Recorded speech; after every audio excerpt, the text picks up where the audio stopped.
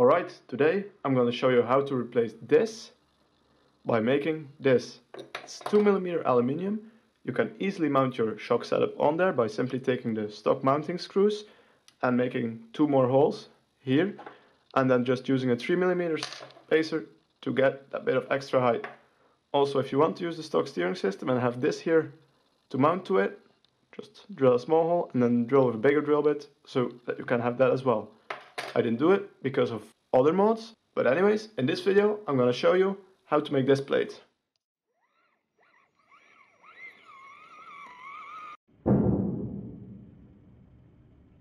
What's up, RC Mechanic here. I'm back with more mods for my Vaterra Twin Hammers, and today I'll be showing you how to make this shock mounting plate. I'll be going over what you need, how to make it, and some things you want to keep in mind while doing this. Alright, you're going to want to start by removing everything that's on this and removing this from your truck. Assuming you have the tools you'll need, this is all you need to buy. It's a U-shaped aluminium profile with sides that are measure 20mm and 40mm on the bottom here. I'm now going to trace around this part, but I'm going to skip this hole here. That's for mounting it to the stock steering setup. I'm going to replace it with a bell crank, so no more need for that.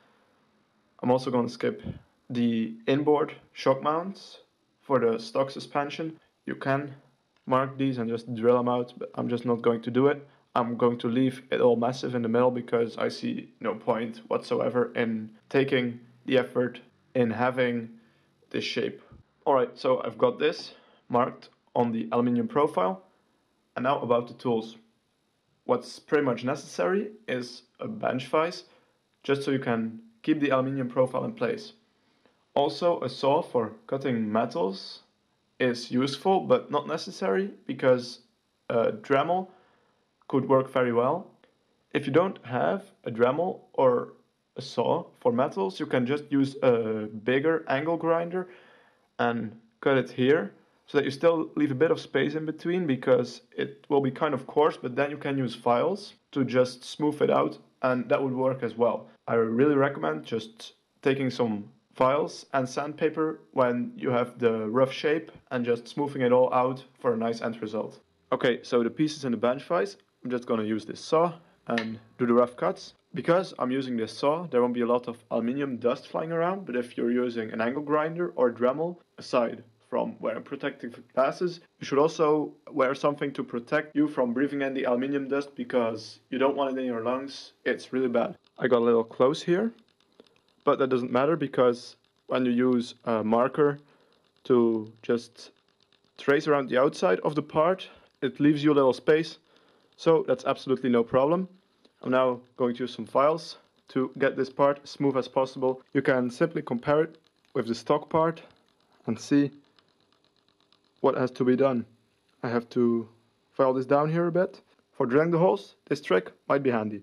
Just clamp the 2 parts together and drill the holes a little bit so that they're marked, and then just drill them out.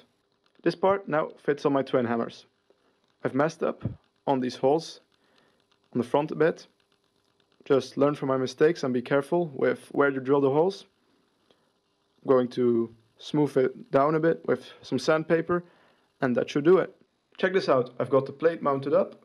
It fits perfectly, except for the 2 holes in the front that are a bit too big. Just take your time and measure carefully where you drill, and it's easy to avoid. That's it for this how-to. I hope you liked the video. If you did, please share it with some others that might be able to use it. I really think it's an improvement over the stock plastic part, because I've heard some people say how it is weak and breaks easily. Making this will fix that. Please subscribe to my channel for more ideas like this. It's a great help. And of course, thanks for watching.